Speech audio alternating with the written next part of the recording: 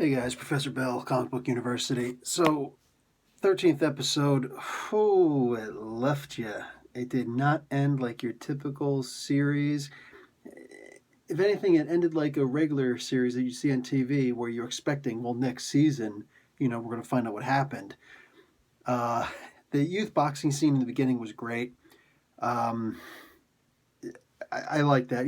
Like even in the last episode, you can still watch a good flashback scene as long as it helps with the story and progresses it forward, and you find out a little bit more what's going on.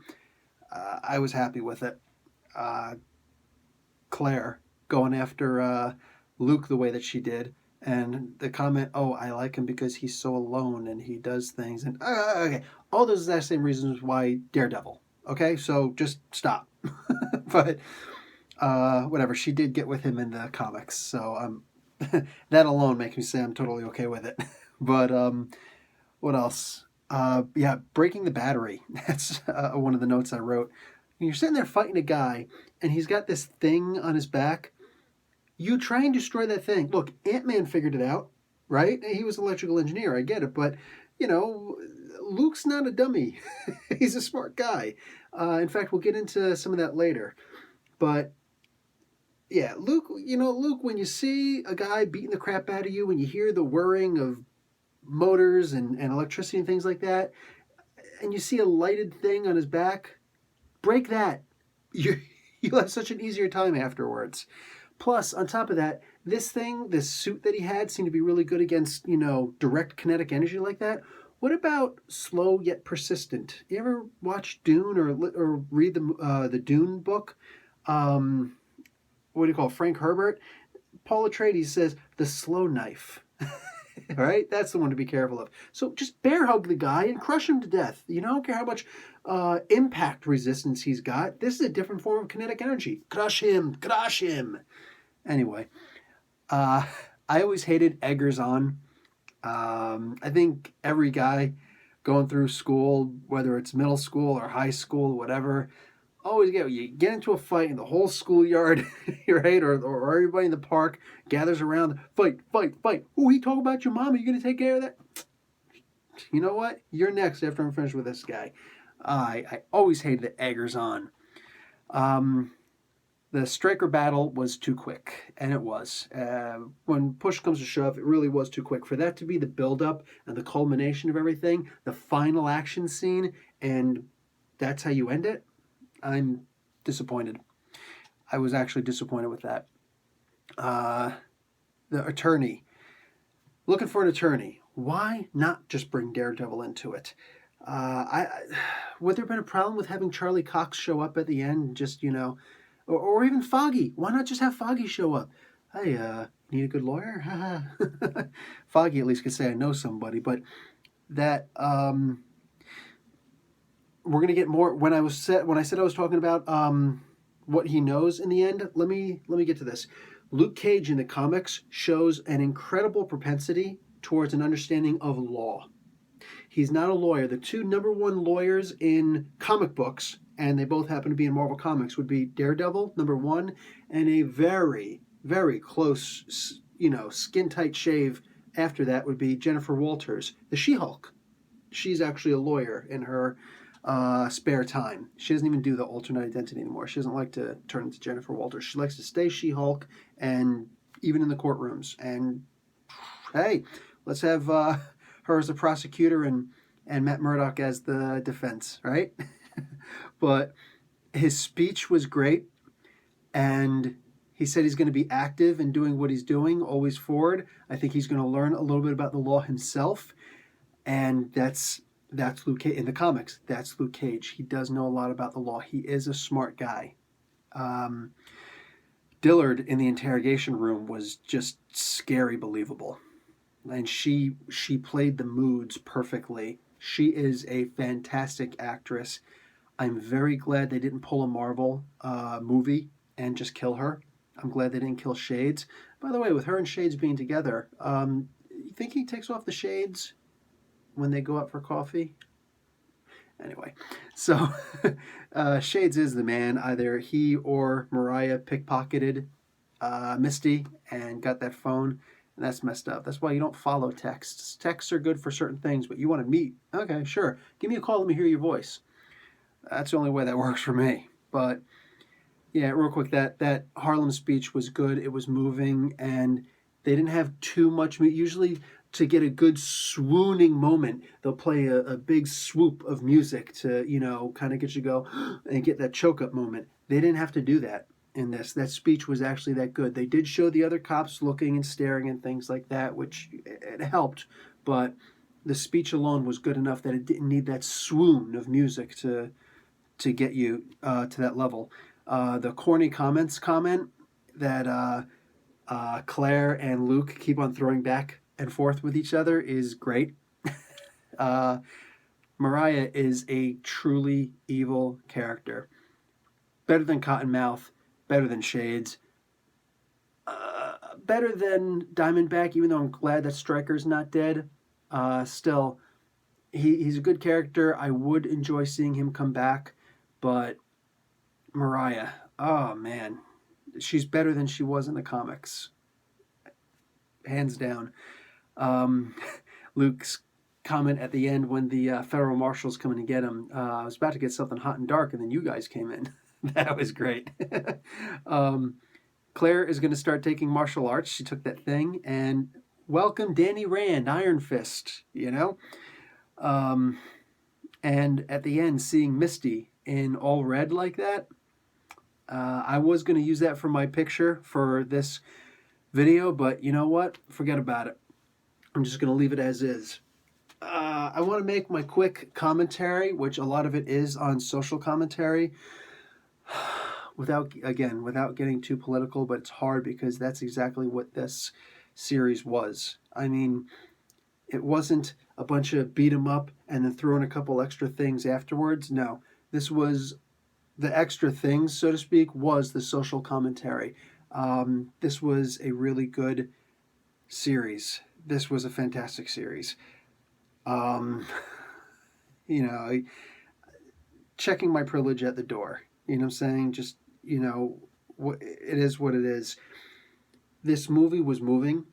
There was a lot of history involved. A city can be a museum.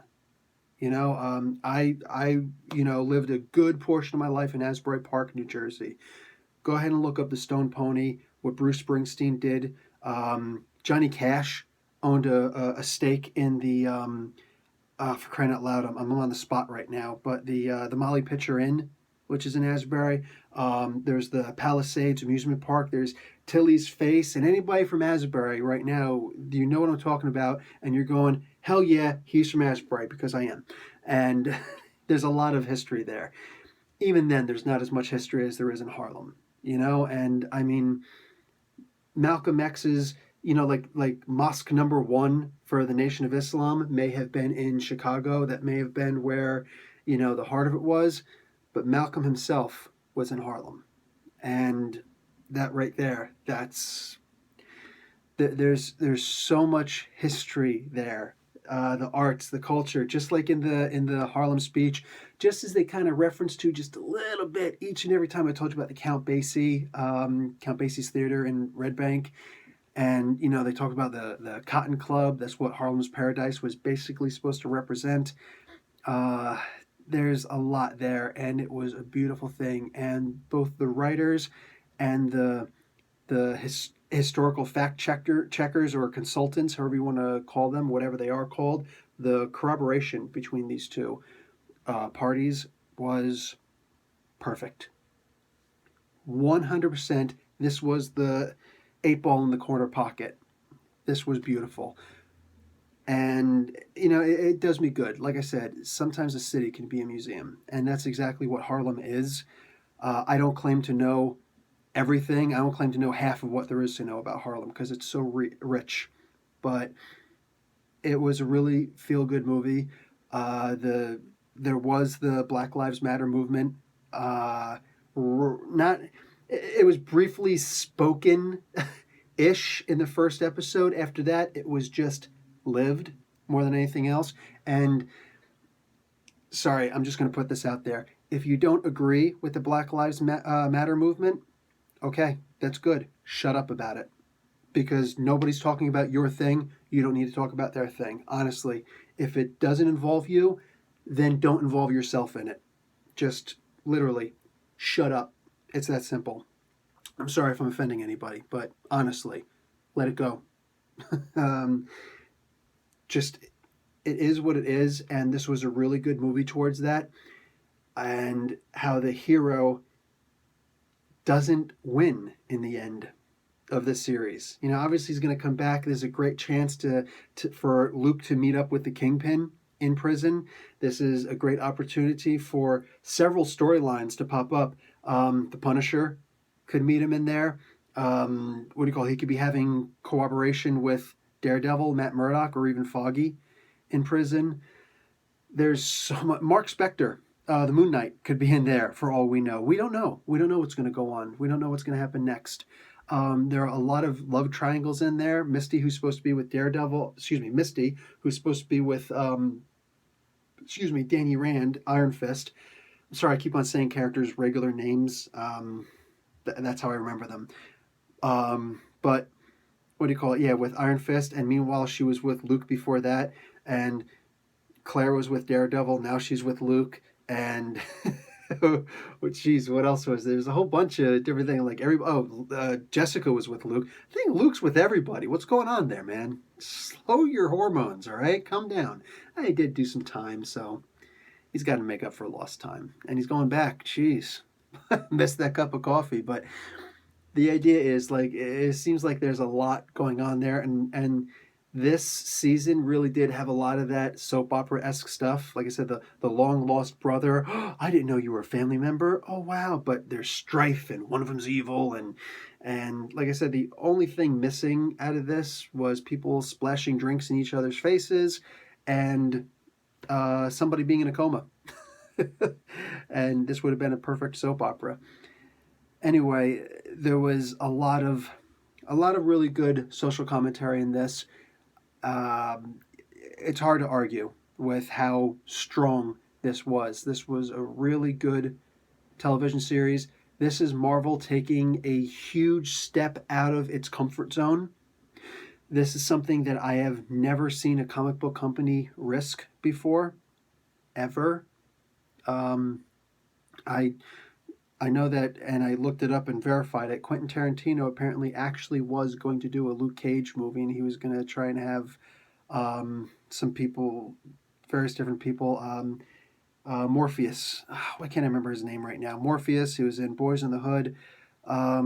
Everybody's shouting at the computer screen right now saying, "You idiot, his name is Lawrence Fishburne." Thank you. You yelled it loud enough that I actually heard it, and through a time warp. But anyway, he was supposed to have Lawrence Fishburne in the in the movie as Luke Cage. That would have been great. You know, this was supposed to be before Pulp Fiction, so that could have possibly worked, but I don't know. Tarantino's a comics fan, obviously, the Superman commentary at the end of Kill Bill Volume 2, but at the end of the day, I think it just needed to wait. It just had to come back to Marvel. It was in the hands of Columbia Pictures until 2013, the Luke Cage property. It's back with Marvel now, and it was done right. And this is a very beloved TV series, and I'm stating for the record, I watched Daredevil season 1 3 times, over the course of a long time. And I watched Jessica Jones twice. Kind of had to. I was overseas when I watched it the first time, came back and my wife hadn't seen it, so I had to watch it with her. And Daredevil season 1, I only watched it, or season 2, only watched it once because whatever, but this is one of those seasons. I'm clearly going to watch this again. I had to stay up a lot, and because I got my YouTube channel now and I'm doing commentary on these episodes, so I had to kind of watch it without my wife, and I feel a little bit bad about that because she couldn't stay up those hours that I stayed up. But I will be watching this again with her. I will probably watch this a third time also. This was really good. This was a risky thing for Marvel to do. You're looking at, seriously, think about it. Marvel is, how many people probably turned off this video by now because they don't like just what I'm saying about the social commentary? But to boot, how many people are going to look at Luke Cage and say, I don't like that they're putting all these extra things in it. Why can't it just be a regular superhero movie? Because Luke Cage was never a regular superhero. And go back, get an omnibus for Luke Cage. Go out and try and find his issues aren't exactly that darned expensive, but there are the Marvel Masterworks. We can see some of those original issues, maybe all of the original issues, his original run. We're going back from 1972, and Marvel.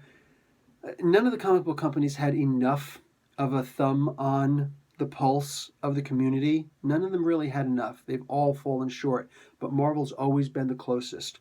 I will argue that, and I will bring facts and proof and documented evidence. I have no problem with that. Marvel's always been the best, but even then, they've still fallen kind of short. And, but Luke Cage was a really good step in the right direction.